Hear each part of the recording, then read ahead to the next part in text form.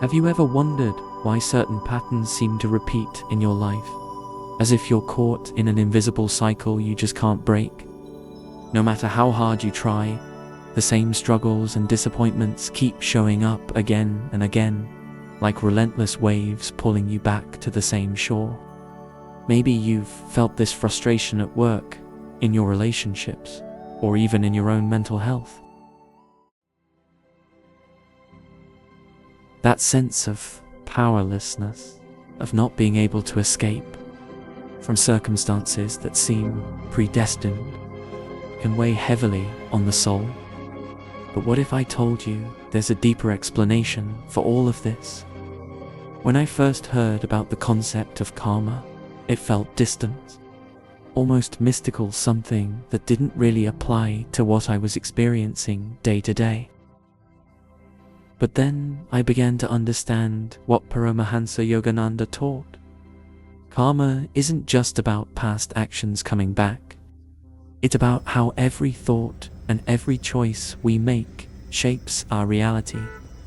Karma is like a mirror, reflecting our deepest intentions and bringing to the surface the very things we need to see within ourselves. This realization made me see that karma isn't punishment, it's an opportunity. Each challenge I faced was like a personalized lesson designed to teach me something I hadn't yet grasped.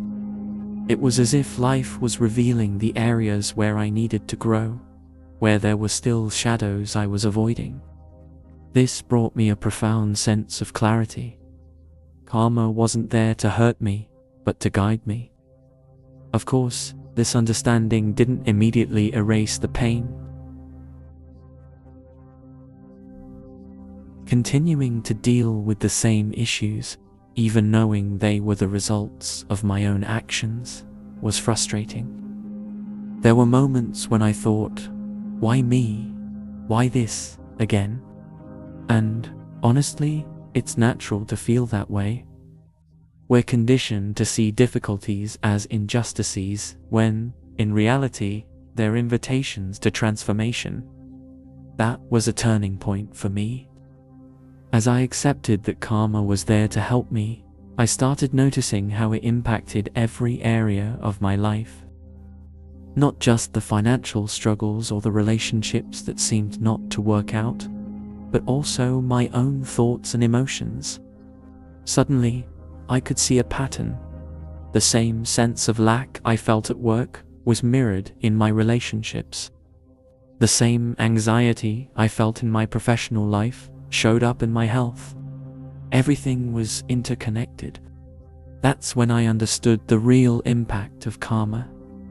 It acts as an invisible thread, weaving through every aspect of our lives.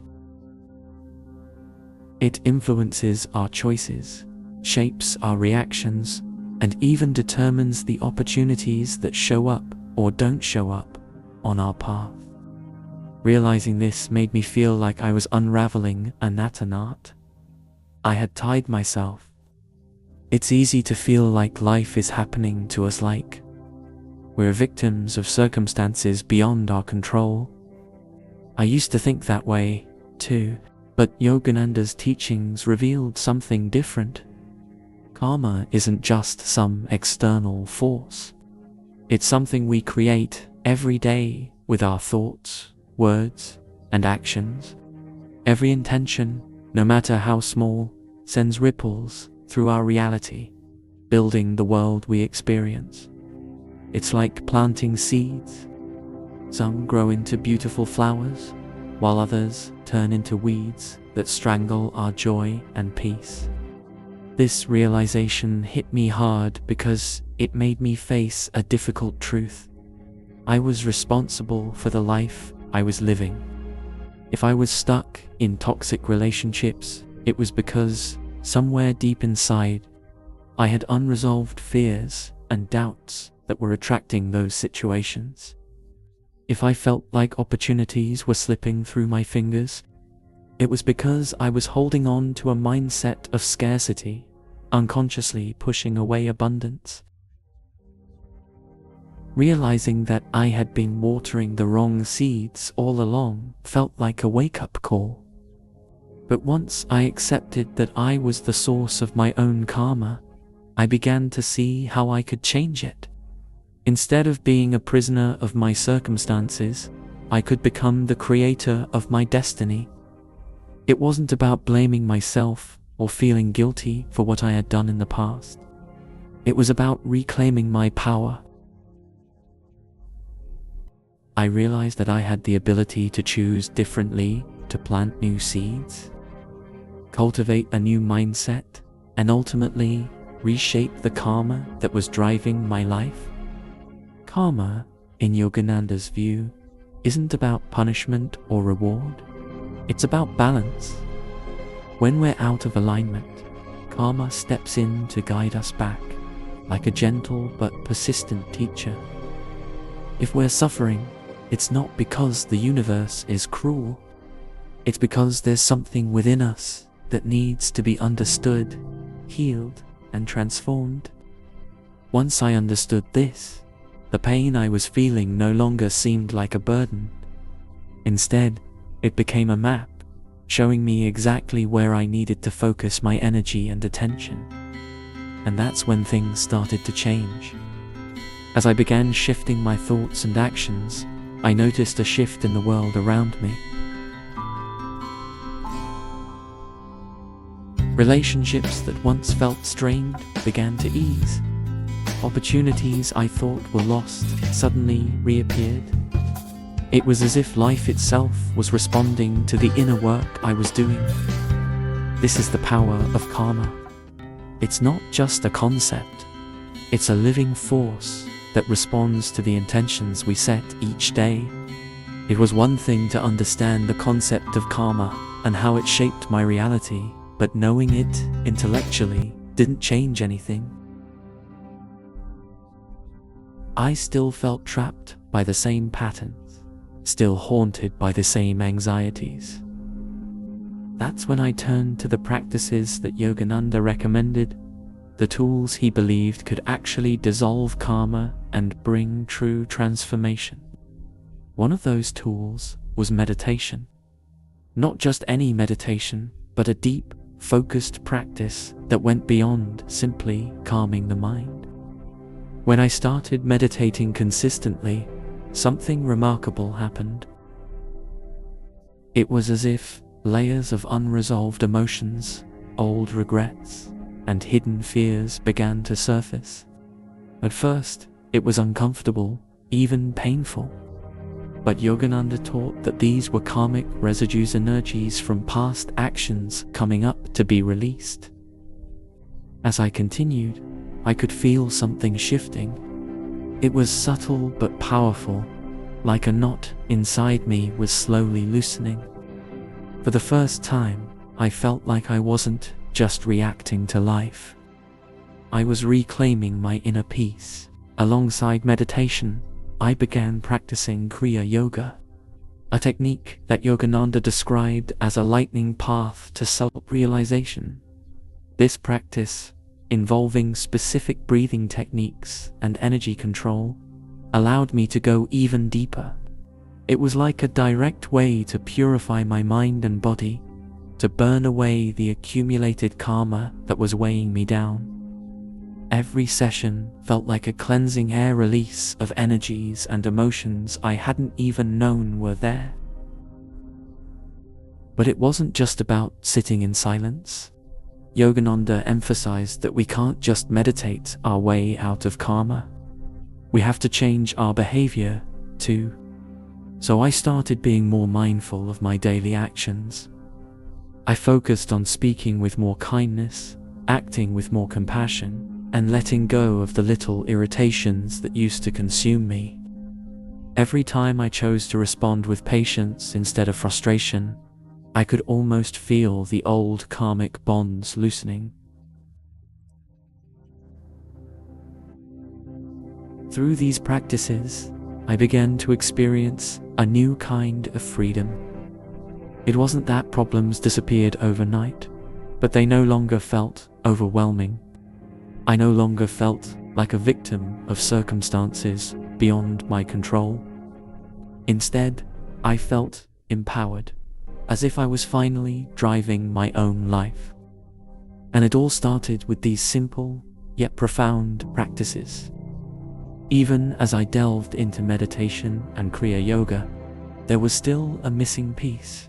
I could feel the internal shifts happening, but certain karmic patterns seemed stubbornly persistent. That's when I came across one of Yogananda's most profound teachings, the transformative power of selfless service, or seva.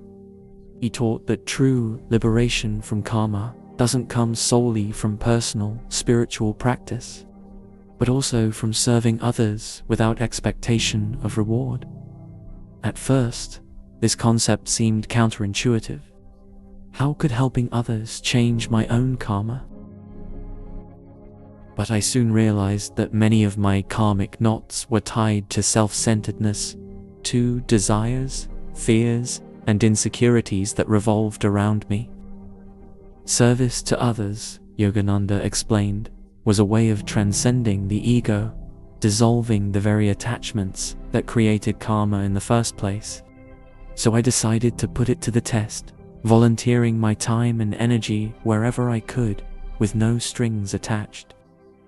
The results were astonishing.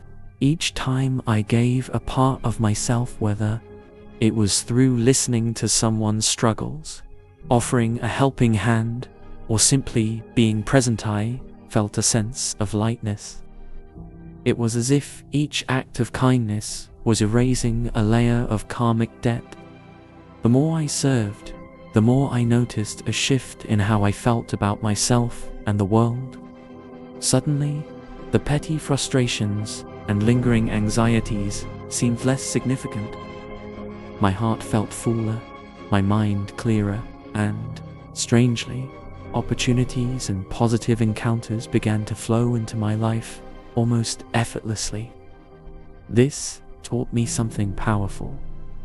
Service isn't just about the impact we have on others, it's about the impact it has on us.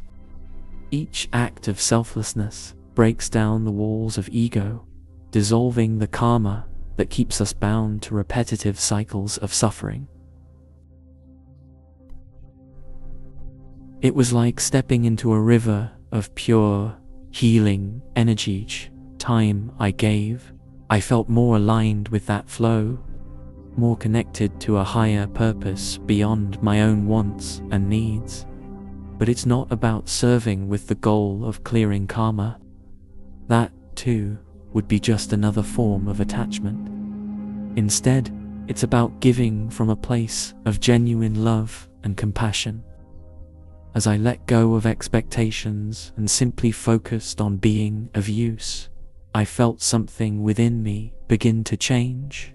My heart opened, my sense of separation dissolved, and I began to experience a deeper sense of peace, a peace that no amount of meditation alone could have brought.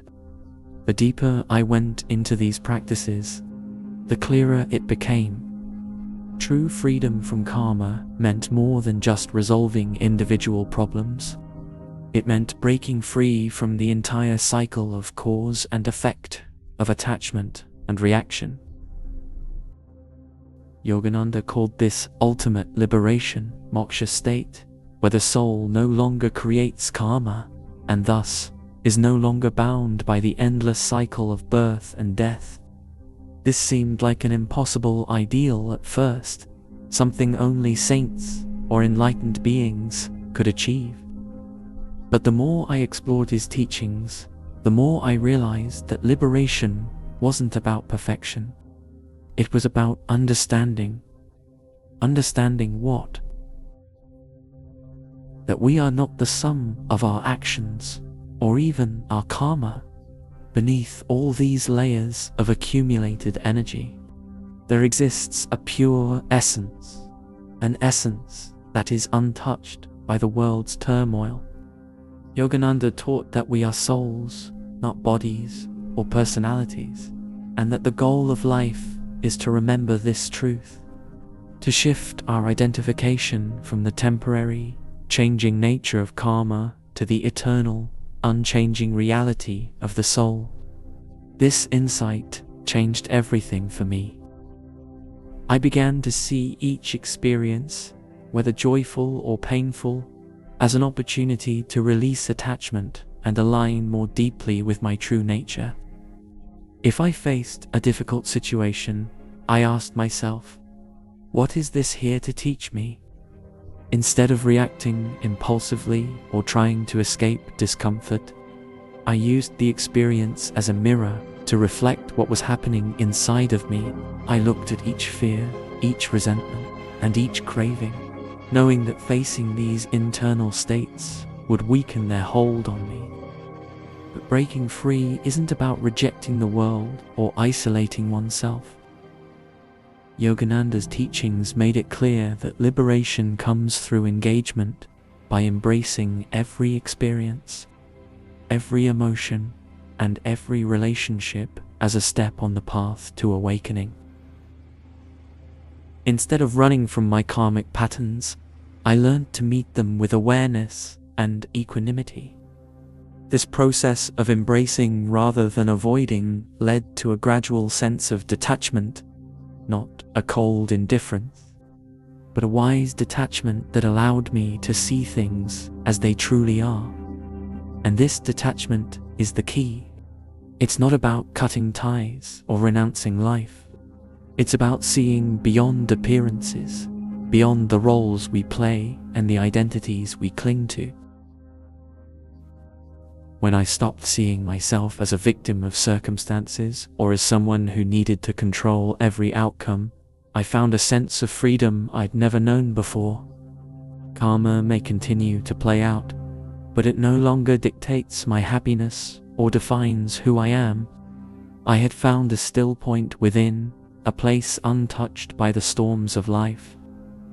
After everything I've shared, you might wonder, if karma still unfolds in our lives, what does freedom actually look like? Yogananda's answer is simple yet profound. True freedom comes from realizing our oneness with the divine. It's the understanding that beneath all the movements of karma, we are eternal beings of light, already complete, already free. This realization, known as self-realization, is the final destination of every soul's journey. And it's not a distant dream. It's something we can experience here and now through dedication and practice.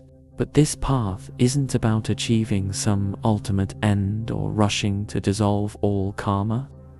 It's about awakening to the truth that we are more than our experiences. It's about living from a place of inner peace, knowing that whatever comes our way, we have the power to choose our response. This shift, this anchoring in the self dissolves karma naturally. As we identify more with our inner essence and less with the changing circumstances of life, karma's grip loosens. It no longer feels like chains holding us back, but like wind at our back, guiding us home. For me, the most transformative aspect of Yogananda's teachings was this very realization. As I deepened my meditation practice and immersed myself in selfless service, I began to feel glimpses of something timeless within me, a calm presence that existed regardless of external ups and downs. It was like a silent witness, observing every thought, every feeling, every karma playing out. When I connected with this inner self, the fears and doubts that once seemed so real started to lose their power. And that's the ultimate promise of Yogananda's teachings, that we can transcend karma not by escaping life, but by living it fully, by embracing each experience with awareness, and by constantly returning to the truth of who we are. It's not about getting rid of karma or reaching some final destination. It's about experiencing life from the highest perspective. where karma becomes a tool for growth and expansion, not a force of suffering. So, let me ask you, are you ready to see your life from this higher vantage point? To experience the freedom that comes from knowing you are more than the sum of your thoughts and actions? The answers aren't out there, they're within you. If you want to dive deeper, join me on this journey. Subscribe to the channel and hit the notification bell, because we'll keep exploring these teachings together, uncovering the depths of your own inner potential.